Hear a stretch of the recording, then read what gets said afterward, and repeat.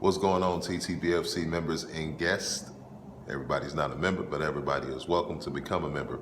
Anyway, today we're talking about building muscle, building mass, because there are so many people who always focus on weight loss, but there are just as many people, if not more, who want to gain mass, people who are naturally always been thin and they want to get bigger, male and female. So today we're talking about gaining mass. After the video, if you have any questions, hit us up, let us know. Mindset is the most important set. Train the brain and the body will follow. Let's go. It's the club.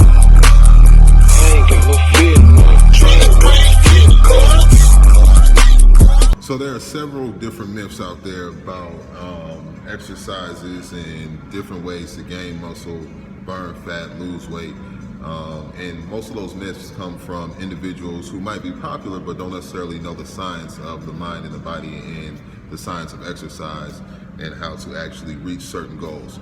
So one of those myths is high repetition and how to use high repetition training and what the results will be from high repetition.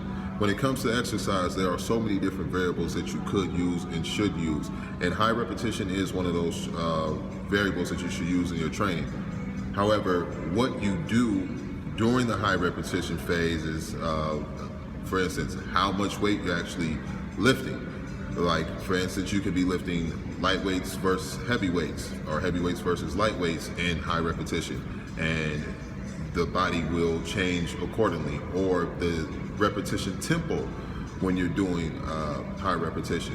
For instance, if you're moving in a very fast pace, or if you're doing pause reps, again, also depending on if you're using light weights or heavy weights, how the body will actually adapt. When people hear high repetition is used, if you do high reps, then you will lose weight, then people automatically start doing high reps for weight loss. And that's not necessarily the truth, because there are other variables that you can tie in. And there are many bodybuilders, in fact, who travel the world and compete, but they use high repetition to actually gain mass. And that's one of the methods that I actually use for some of my members as well.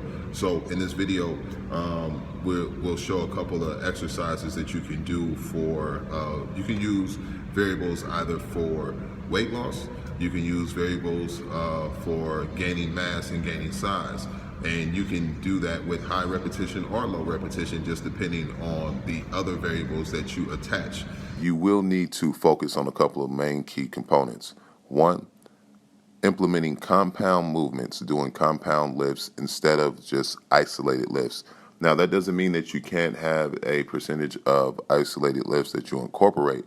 However, it does mean that you must be focusing on implementing compound lifts, which is a common mistake when people who are looking to bulk up, they often tend to only focus on isolated lifts and wonder why they're not bulking up.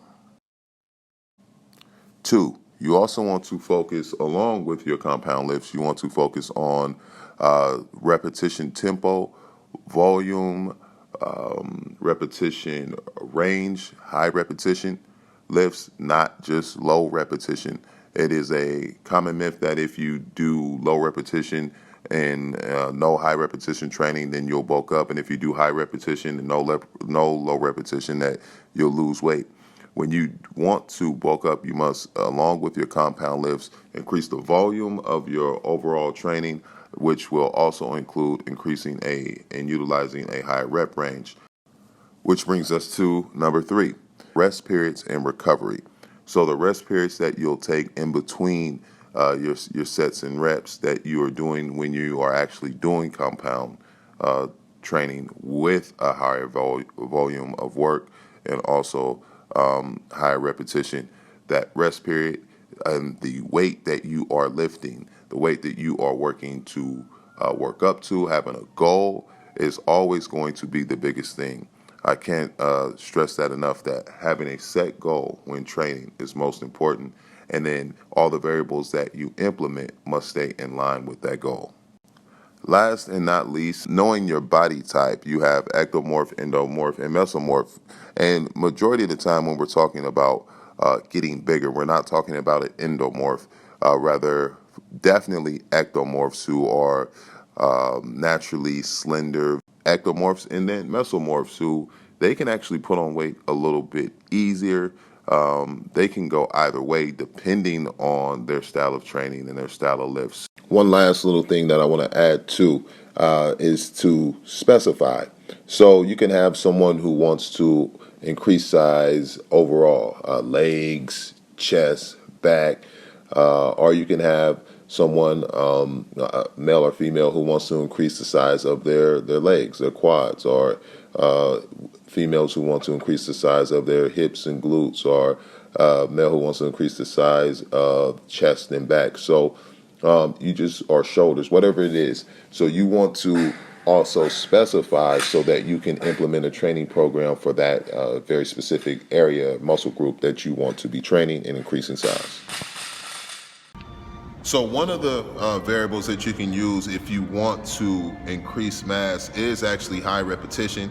However, the variables that you attach to that, like the rest periods and the repetition tempo, and also the goals that you set within that high repetition, how much weight you're looking to get up to with that high repetition, setting the bar high, and then working through the increments of getting there over some time. We're not talking about in a week or two. We're talking about months of training to increase your mass, your muscular endurance, and your power. So you can use this effectively with barbell work. You can use it with squats. You can use it with any area that you're training, bent over rows, whatever it is, shoulder press, to get bigger, to get more muscular endurance, more strength, but ultimately to increase your mass. But again, it's the variables and the science that you add to the high repetition that will dictate exactly where your body is going to go and to make sure that you don't plateau.